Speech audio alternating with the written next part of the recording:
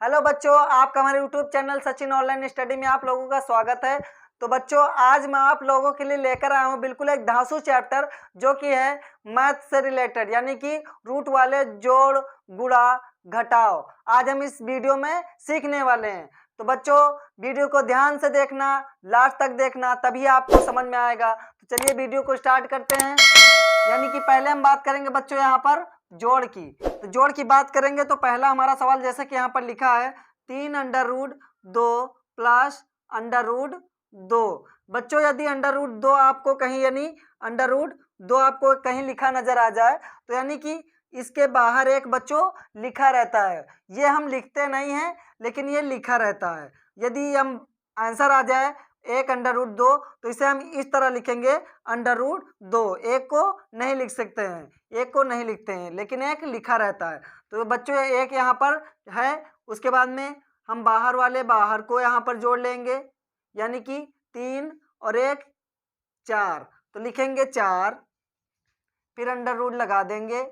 यहाँ पर √2 समान है बच्चों, तो हम अंडर रूट यानी एक अंडर रूट को लिखेंगे, यानी √2, यानी 4√2। यही बच्चों हमारा आंसर हो जाएगा। दूसरा सवाल बच्चों हमारा यहाँ पर 5√7 प्लस 2√7, वही सेम है बच्चों।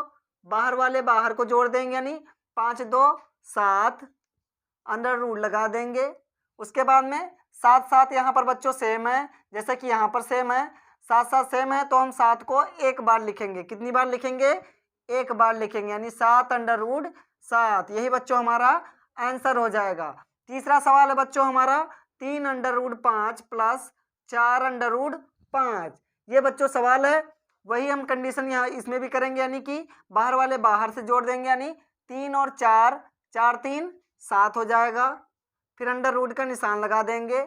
उसके बाद में 5 5 बच्चों यहाँ पर अंडर रूट में सेम है, तो हम एक अंडर रूट को बाहर ले आएंगे, यानी कि 5 को लिख लेंगे, यानी 7√5। यही बच्चों क्या हो जाएगा? हमारा आंसर हो जाएगा। ये हो गया बच्चों जोड़ के सवाल। अब हम बात करेंगे घटाव के।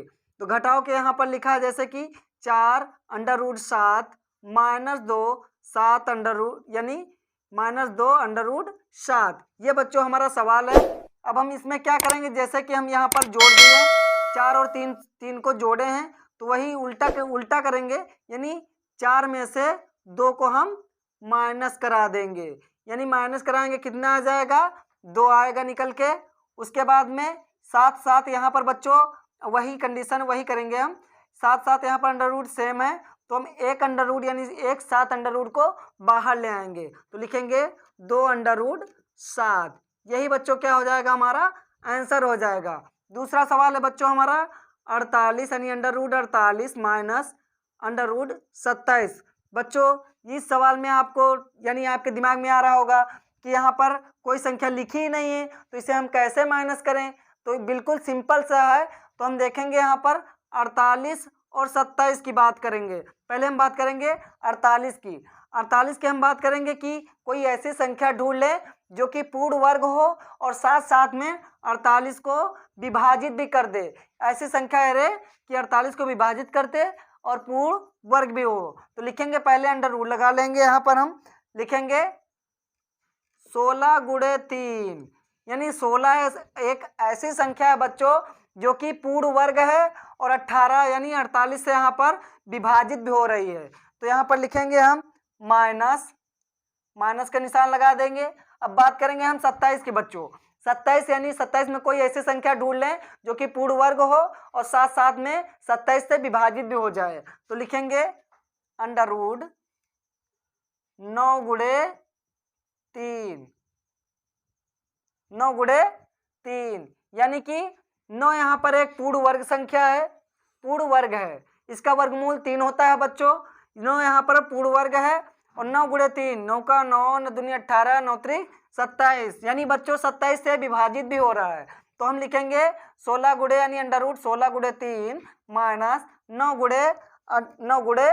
यानी 3, अंडर रूट यहाँ पर लगा है। उसके बाद में हम यहाँ पर वर्गमूल निकालेंगे, 16 और 9 का वर्गमूल निकालेंगे तो कुछ कितना आएगा?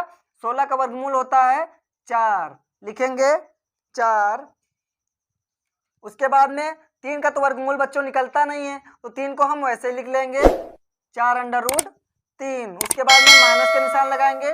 3 का वर्गमूल होता है बच्चों, 3 का वर्गमूल होता है यानी 9 का वर्गमूल होता है 3, 9 का वर्गमूल 3 होता है, लिखेंगे 3 अंडर रूट लगा देंगे। यहाँ पर 3 बाहर यानी 3 को हम अंडर रूट में लिख लेंगे, यानी कि 4 under root 3 minus 3 under root 5, नहीं सॉरी माइनस 3 अंडर रूट 3 हो जाएगा, यानी 3 जो बच्चों है उसका वर्गमूल नहीं होता है, तो हम यहाँ पर 3 को वैसे ही लिख देंगे, यानी कि अंडर रूट 3। अब हम इसे बच्चों माइनस करेंगे, जैसा कि हम यहाँ पर 4 में से 2 को माइनस किए हैं। अब हमारा ये सवाल निकल के आ गया है। अब यहाँ पर हम 4 में से 3 को माइनस करेंगे बच्चों, तो कितना निकल के आएगा, बराबर 1। 4 में से 3 को घटाएंगे 1 आएगा, उसके बाद में अंडर रूट 3 आ जाएगा। तो बच्चों जैसा कि हमने यहाँ पर जैसा कि हल किया है, सवाल ये रहा, ये हमारा माइनस यानी 48 माइनस अंडर रूट 48 माइनस 27, यहाँ पर कोई संख्या ना होकर यहाँ पर क्या होगा, जैसा कि हमने यहाँ पर 1 अंडर रूट 3 लिखा है, तो यहाँ पर 1 का कोई मान नहीं होता है, 1 का कोई बच्चों मान्य नहीं होता है, यानी 1 अंडर रूट 3, तो हम क्या लिख सकते हैं, लिखेंगे अंडर रूट 3, यानी 1 को हम नहीं लिखेंगे, जैसा कि हमने यहाँ पर बताया था, यानी 3 under root 2 plus under root 2, यहाँ पर एक छुपा रहता है, यानी अंडर रूट के बाहर एक छुपा रहता है, हम उसे लिखते नहीं हैं। वैसे ही हमने यहाँ पर जैसा कि घटाया तो हमारा निकल के आया है 1 अंडर रूट 3, या इसे लिखेंगे अंडर रूट 3। ये बच्चों हो जाएगा आंसर। तो ध्यान से देखना बच्चों, जैसा कि हमने यहाँ पर तीसरे की बात करेंगे, तीसरा हो जाएगा बच्चों गुणा की बात करेंगे, तो यहाँ पर जैसा कि लिखा है पहला सवाल में, रूट 3 गुणे रूट 3, यानी रूट 3 गुणे रूट 3। अब हम रूट से यानी अंदर से गुणा कराएंगे, 3 और 3 को गुणा करा देंगे रूट में ही, तो लिखेंगे रूट 3 गुणे 3, कितना हो जाएगा बच्चों, अंडर रूट 9। अब देखेंगे बच्चों 9 किसका वर्गमूल है, 9 किसका वर्गमूल है, यानी 3 का वर्गमूल है, किसका वर्गमूल है, 3 का, तो लिखेंगे 3, यही बच्चों क्या हो जाएगा, हमारा आंसर हो जाएगा। अब दूसरा सवाल है बच्चों हमारा 2 अंडर रूट 5 गुणे 3 अंडर रूट 3, ये हमारा सवाल है। जैसा कि यहाँ पर सवाल दिया गया था रूट अंडर रूट 3 गुणे रूट अंडर रूट 3, तो हमने यहाँ पर रूट से गुणा करा दिया, 9 निकल के आया, 9 का वर्गमूल कितना होता है, 3 होता है, 3 हमारा आंसर निकल के आ गया। तो दूसरा सवाल में बच्चों यहाँ पर बाहर यानी अंक दिया गया है, तो इसे कैसे हल करेंगे हम, ये भी बहुत सिंपल सा है। तो बात यानी बाहर वाले बाहर से गुणा कराएंगे, 2 तिहाइयाँ 6, 2 तिहाइयाँ 6, अंडर रूट लगा देंगे। अब यहाँ पर हम 15 और 3 को यानी रूट में गुणा करा लेंगे, गुणा कराएंगे कितना आ जाएगा,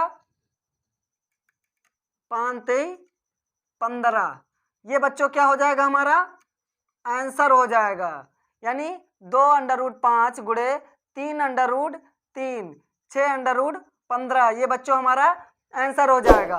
तो बच्चों ये रहा रूट का जोड़ और घटाव यानी गुणा, जोड़ घटाव गुणा। तो आई होप बच्चों आपको समझ में आया होगा।